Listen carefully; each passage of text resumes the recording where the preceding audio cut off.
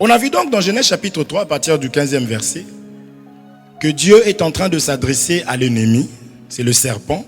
Nous savons que ce serpent-là, c'est l'image du diable, qui est un séducteur, qui est un serpent ancien. Son but à lui, c'est de séduire. Son but à lui, c'est de tromper. Il trompe par le mensonge. Il fait passer les choses existantes. C'est des choses qui existent qu'il va te dire. C'est-à-dire, il prend le vrai et il va déformer pour te tromper. Un voleur ne peut pas venir te donner un faux billet de 1000 euros.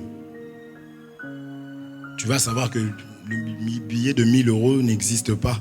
Donc forcément, c'est faux. Mais il va prendre un faux billet de 100 euros. Donc il va prendre ce qui existe pour falsifier ça et venir maintenant te tromper avec ça. L'ennemi, le serpent ancien que nous connaissons par rapport à Apocalypse chapitre 12, c'est lui ici au commencement qui était face à son créateur après avoir fait ce pourquoi il existe, menti.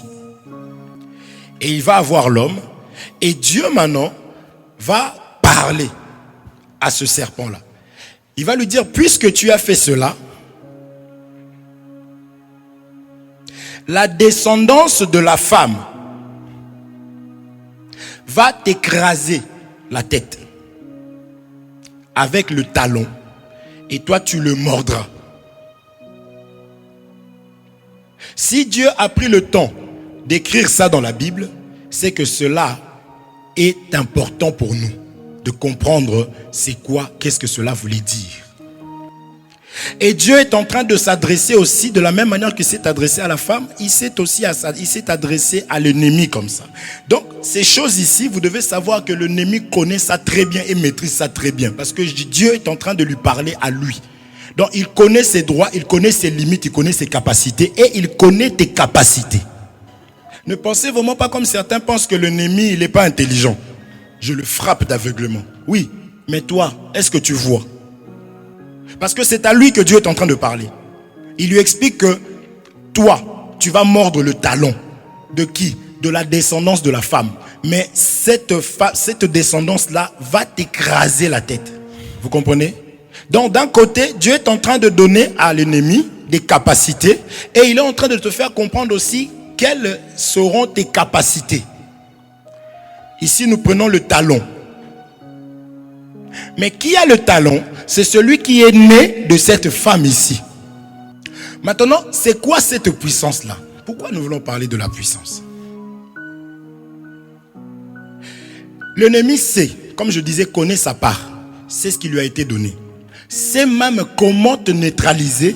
Parce que logiquement, dans la pensée de Dieu, dans ce que Dieu dit, c'est que toi, tu es censé dominer sur l'ennemi. Étant né de la femme, ayant le talon. Condition. L'ennemi sait que lui, il a la capacité de te mordre. Il faut comprendre ces choses. Quand on te mordra le talon, toi tu dis ouais, mordre le talon c'est rien, mais moi je peux l'écraser. Oui, mais attention. Comment vas-tu écraser si le talon est mordu?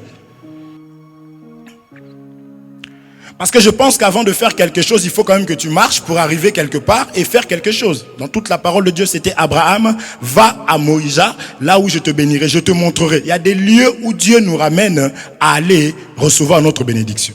David devait aller dans la vallée, amen, pour combattre Goliath. Maintenant, si déjà le talon est mordu et que tu marches comme ça, ta démarche, comment tu...